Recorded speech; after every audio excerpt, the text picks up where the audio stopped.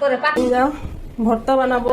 আমি আগে ভাত খাই। আপনি ভাত খাবেন? কোনো তরকারি নেই, রান্না হয় নাই, ভাত কি দিয়ে খাবেন? আমি এই খাম। আমার খিদে খরে গেছে খালি। তাহলে অন্য একটা কিছু খাই। ভাত লাগে না হয় নাই।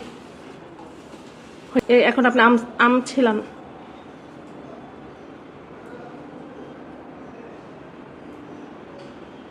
আপনি কিছু বলেন, কেন আপনি এখন ভাত খাইতেছেন বলেন সেটা।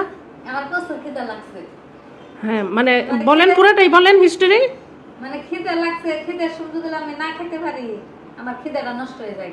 মানে আমাদের এখনো রান্না কিন্তু হয় নাই, রান্না হইলে আমি আম দিয়ে ভাত দিয়ে চিনি দিয়ে দুধ দিয়ে খাইয়া খিদেটা খামামো, পরে আবার পাক থাক করে হাইরা পরে আবার খামো। কিন্তু আমরা মাত্র পাক শুরু করছিলাম, কিন্তু মনিরমার হয়েছে খিদা লেগে গেছে, এদিকে পাকের ঘরে রান্না চলতেছে, এদিকে আমরা হয়েছে আম দিয়ে ভাত খেতেছি। সুন্দর করে একটা কথা বলা যায় না?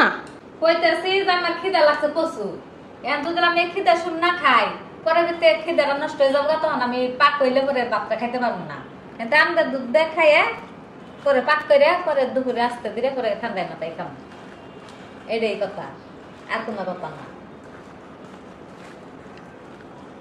আম দিয়ে চিনি দিয়ে দুধ দিয়ে মজা করে মাহাইলে হাতে নেন বলটা, একদম হাতে নিয়ে মুখে